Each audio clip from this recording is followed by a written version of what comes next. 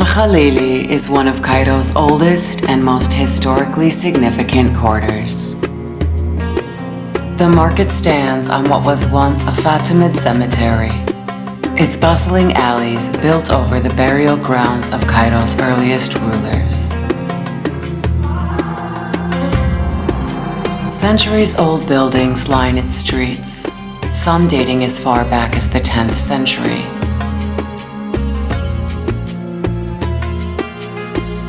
The market itself emerged in the 14th century, when a Mamluk emir transformed the Fatimid-era burial site into a khan, or caravanserai, which was a roadside inn built to host travelers and merchants traveling in caravans along major trade routes.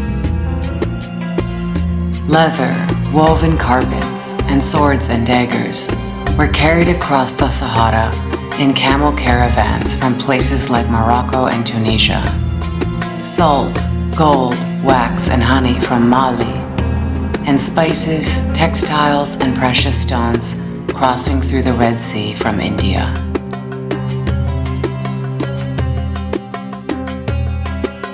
Over the centuries, Khalili evolved from a caravanserai into a sprawling market district, and today, the name Khalili refers not to just one building, but to the entire historic souk district.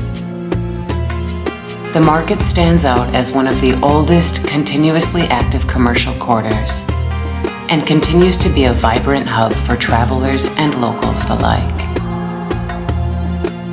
It is known for its souvenirs, antiques, traditional crafts, and artisan workshops.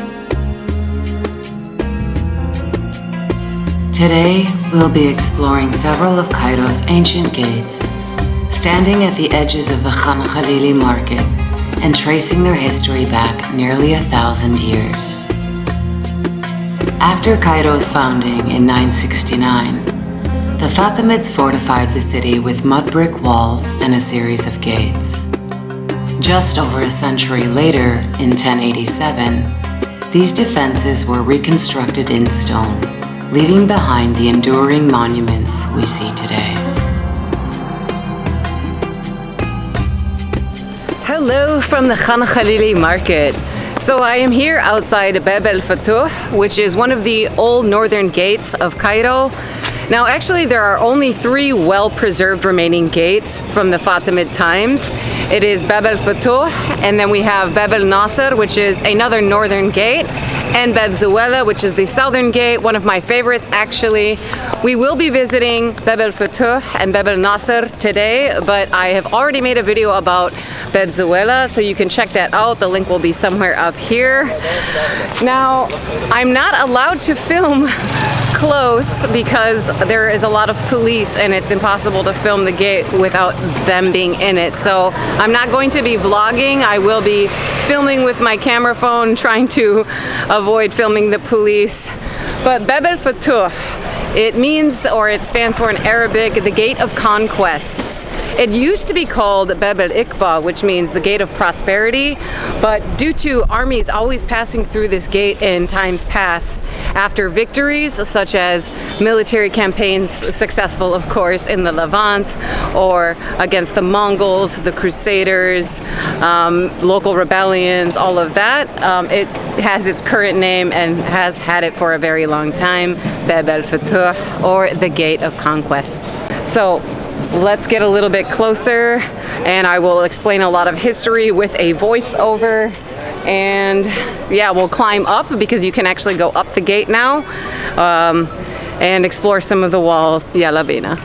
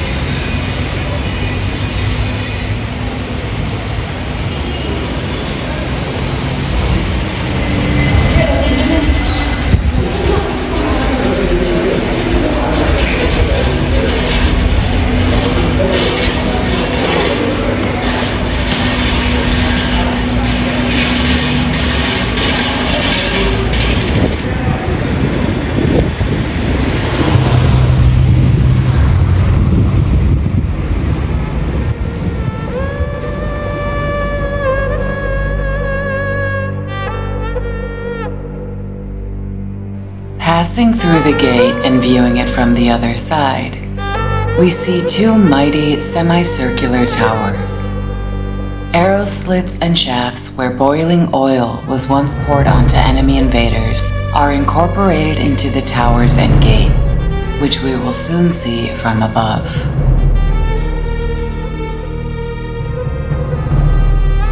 According to the medieval Egyptian historian al-Makrizi, the Fatimid vizier Badr al-Jamali, who was from Armenia, commissioned 3 Christian architects, also from Armenia, to build the 3 major gates of Cairo.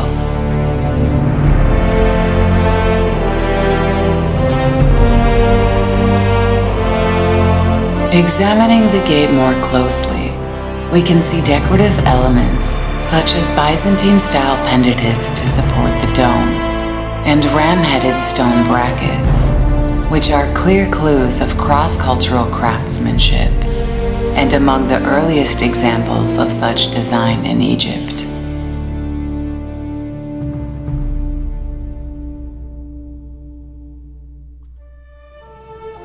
Directly beneath the gate, there is a small green shrine dedicated to Sidi Zouk. Sidi Zouk was a Muslim holy man venerated locally, and legend has it he died just outside this gate. Local legends surrounding his story vary. One story suggests the beloved mediator, failing to resolve conflict, decided to leave the city in despair and died right at the gate. Another version describes him as a Moroccan merchant who, after contracting a chronic illness, died upon reaching the Bab Zuweila gate. And yet another story describes him as a government official who, threatened by the Sultan, tried to flee Egypt but died at the gate.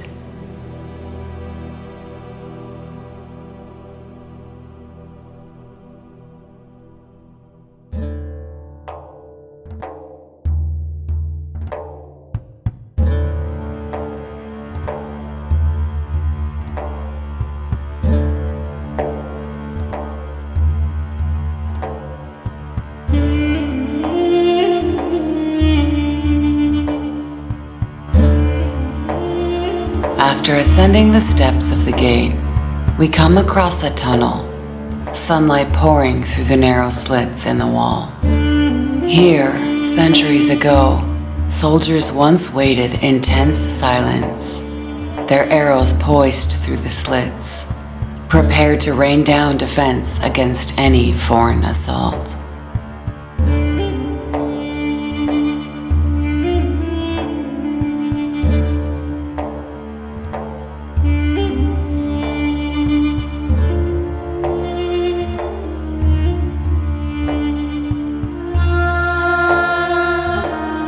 Shafts were cut directly above the gate, allowing defenders to pour boiling oil or water onto attackers, a key defensive tactic of the era.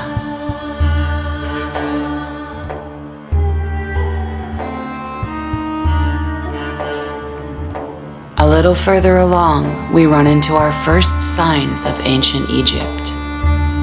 Some of the stones used to construct this gate were actually sourced from the ancient Egyptian capital of Memphis.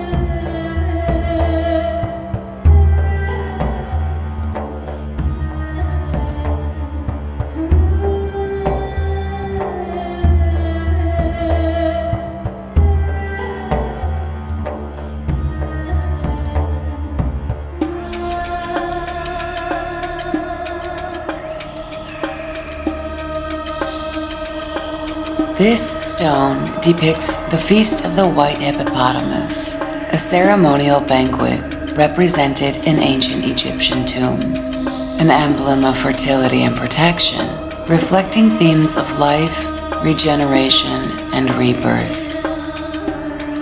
Archaeologists have noted that this particular relief is of late period Egyptian style and believe it came from a temple complex in Memphis, the ancient capital of Egypt.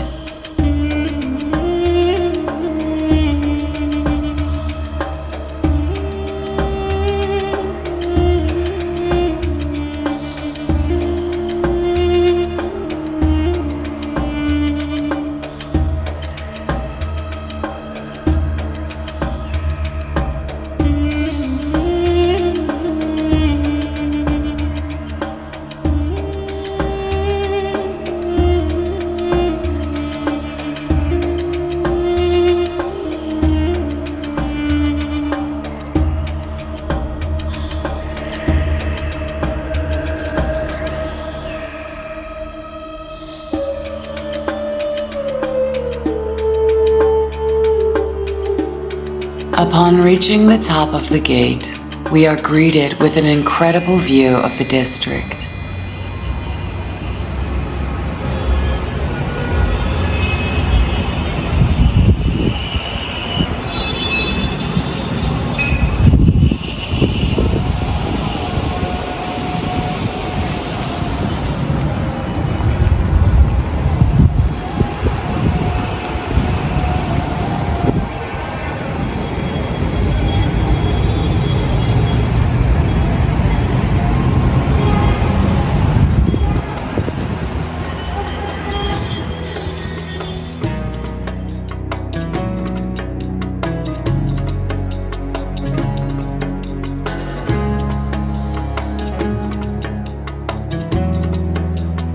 As we walk along the top of the gate, inscriptions can be seen in the stone. The names of French commanders, etched here during Napoleon's expedition to Egypt in 1798.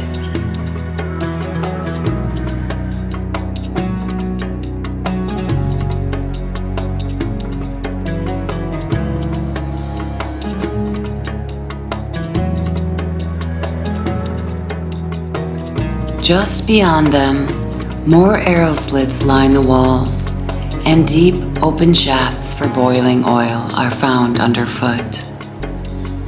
Together, these marks of conquerors and defenders whisper of centuries of struggle carved into the very fabric of the gate. Stone by stone, the gate preserves the memory of passing eras, a silent record of civilizations whose legacies converge across millennia.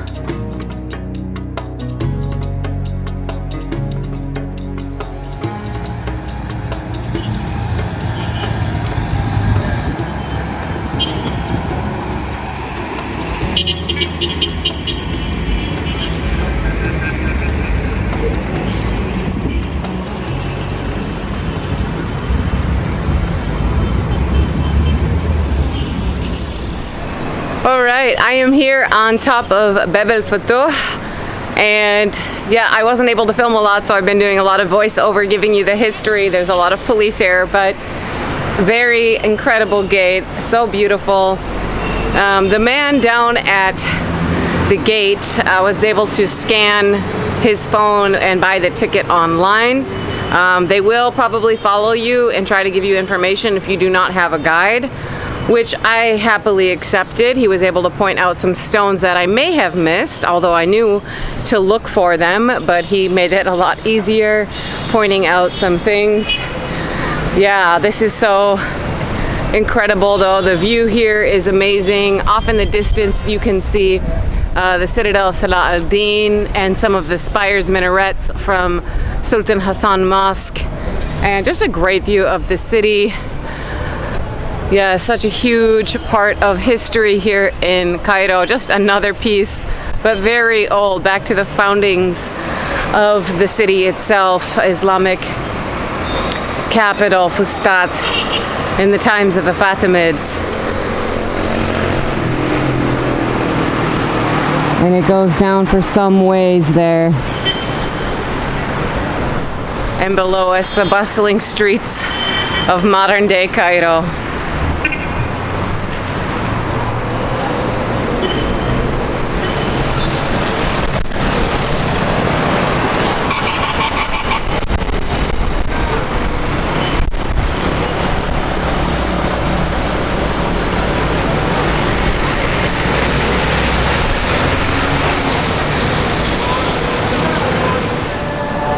Alright guys, I am still here up on the wall of Bab al-Futuh, but I have walked to the far eastern edge of it heading towards Bab al-Nasr, and if you walk to the very end, this is what you reach.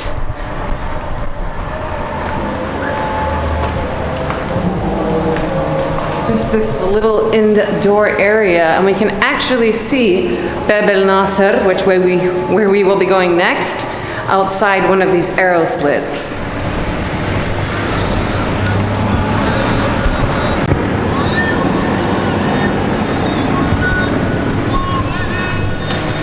But I am curious to see what is up here, so let's head up.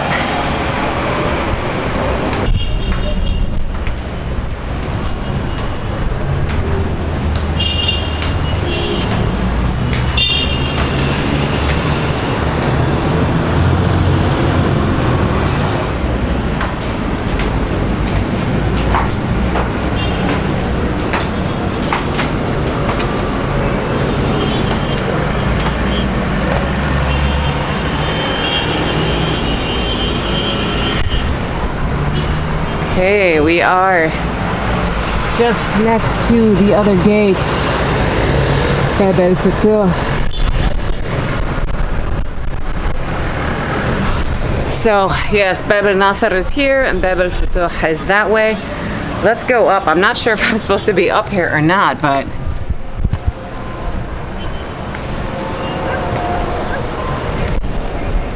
wow, what a view. So we have to go down from this wall and go over to Bab al-Nasr if you want to continue walking the length, which we will do in a little bit. But yeah, look at this view.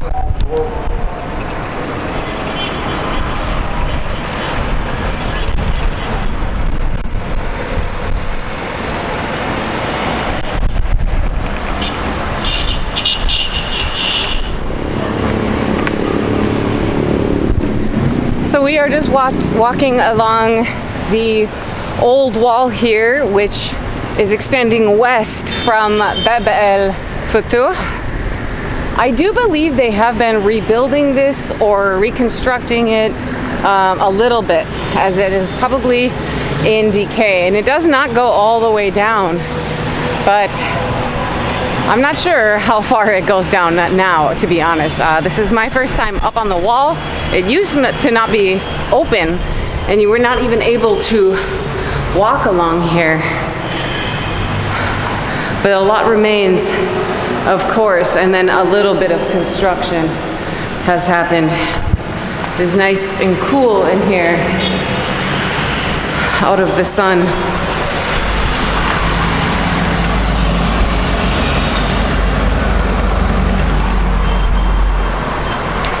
And this is just the area around Bab al-Futuh, but there's also, as I mentioned, Bab al-Nasr, which we will be heading to next, and exploring that wall and gate a little bit as well.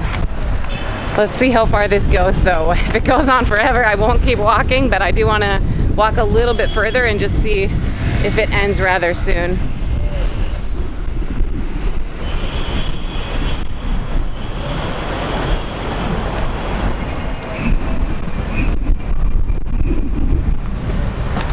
Here we have some more holes for spilling oil.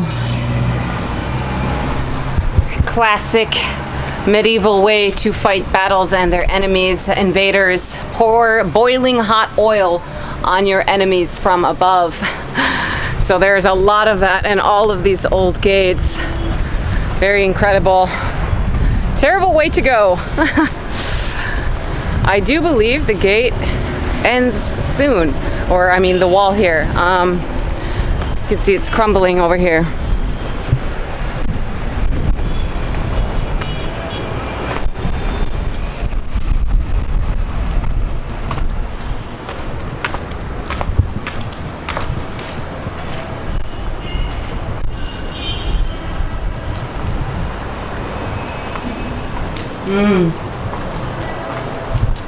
Okay, yes, so even though there is a portion of the wall which is still here, it is blocked off, and perhaps that is because they are working on reconstructing it or restoring it.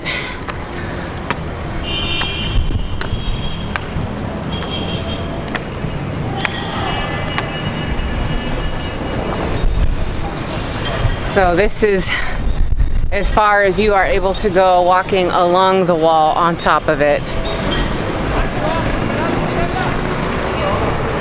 And these crumbling buildings, which people are still living in, I am quite sure, in some sections.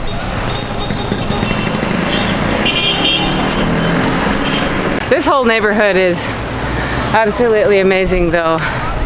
Hussein area, Darb al-Ahmar. I love the history here. It is so ancient and endless.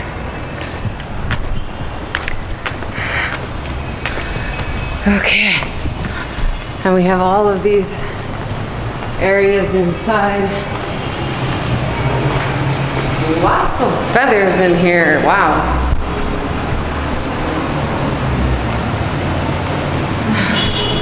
So either birds are roosting in here, or like there was a cat attack of massive amounts of birds. More arrow slits. Yeah, it is incredible. Anyways, we need to get out of here and head to the other old gate, Bab al-Nasr, which we will be checking out today. So let's head back down. Yalla.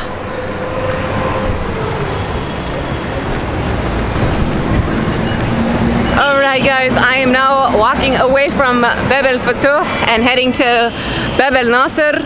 I was thinking about walking through the market to get there, but to be honest, if you walk on the outside of the gates, on the outside of the market, it is much faster, so I am just doing that.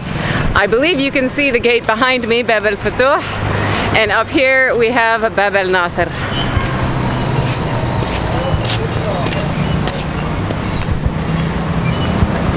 So, same story. I do believe I'm not going to be able to vlog a lot there because there are police outside, but I will film, do a voiceover, explore a little bit, and maybe once I get to the top, if I'm able to go up, I can film up there without anybody. Then I can vlog, pull out the camera again. So I'll see you guys at the new gate and tell you a little bit about it. I have reached the gate. It is just a minute or two walk from Bab al-Futuh.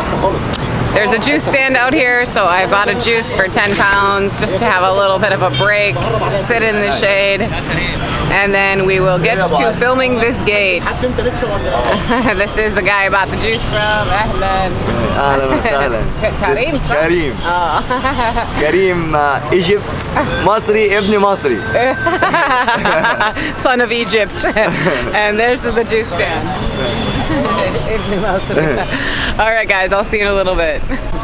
Before we go explore Bab al-Nasr, I just wanted to let you guys know that if you are planning a trip to Egypt and are looking for a tour guide or a driver or anything like that, that me and my husband organize tours for people visiting. So yeah, we arrange itinerary, set you up with amazing guides, all of that jazz. So if you are interested in that, then you can message us on WhatsApp. The number is in the description of the video. But anyways, let's get back to exploring Bab al-Nasr.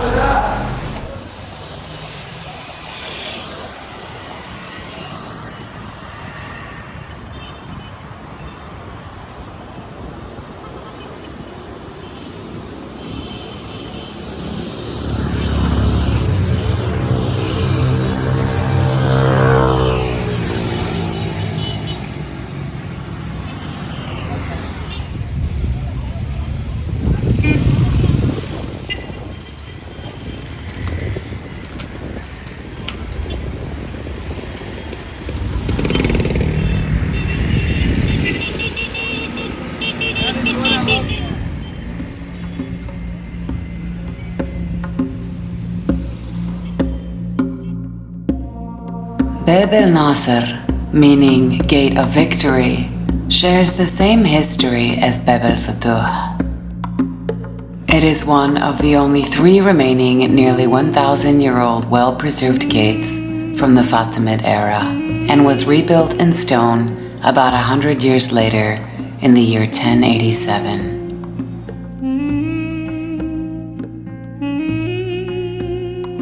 Just as is the case with Bab al-Futuh, this gate opens toward the direction of the northern caravan and military routes, so its position was important for the defense of the city.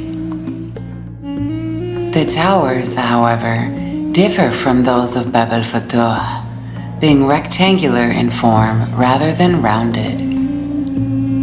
The gate itself is adorned with carved shields, an unusual feature in Fatimid Cairo, and symbolizes military strength. These shield motifs are regarded as among the earliest purely symbolic military decorations in Islamic architecture in Egypt.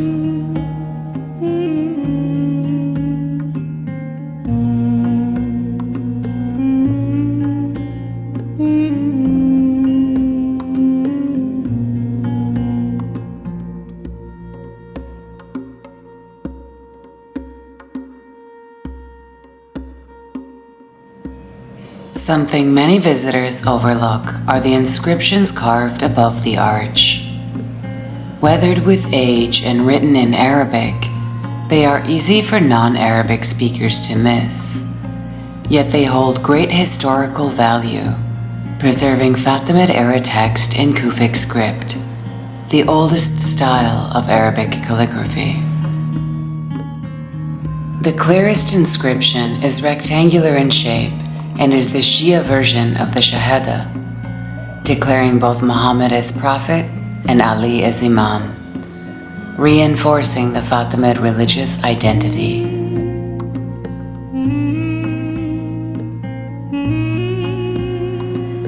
Above this, we can see the foundation inscription, which credits Badr al-Jamali for its construction, praises the ruling caliph at the time, and provides the construction date of 1087.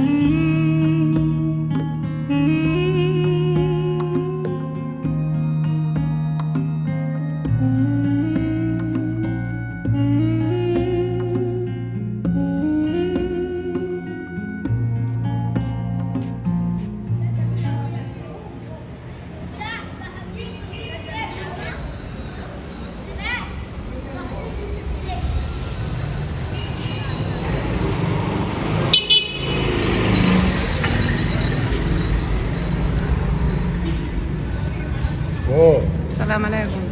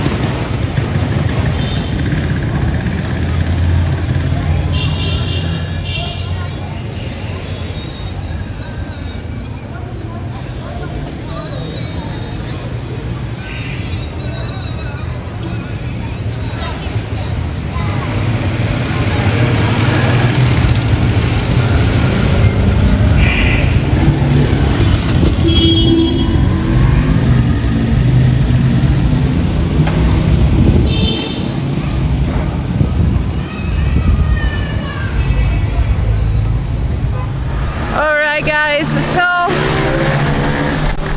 Bab al-Nasr, there is no way to climb up and walk along those walls, at least not right now. I did speak to a security guard and he told me maybe in a year or so that will be open and we're able to climb up. But yes, it is the other northern gate here in al-Hussein area and Khalili market, and they are very close to each other, so if you are in the market you should check it out. Bab al-Futuh, Bab al-Nasr. And yeah, I'm gonna go back inside the market and wander around a little bit. Maybe I will film, maybe I will not. But these are the old gates, and I have a lot more videos planned in this area. So make sure to subscribe, hit the notifications. There's so much to film in Cairo, of course, but even within Khalili, there's a lot of history here. So thank you so much for watching, and I will catch you on the next one. Ma salama.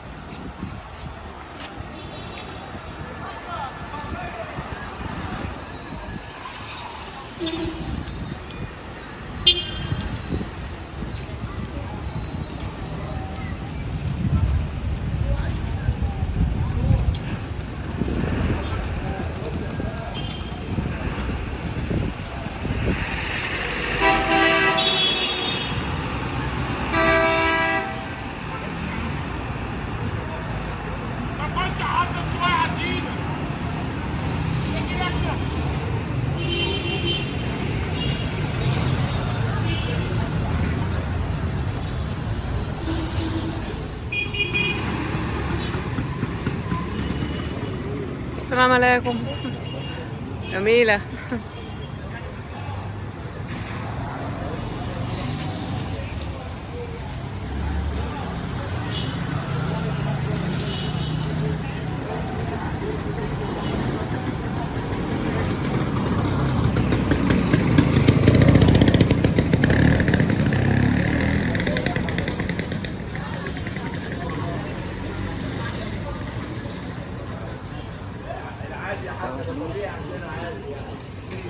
صور يا ابو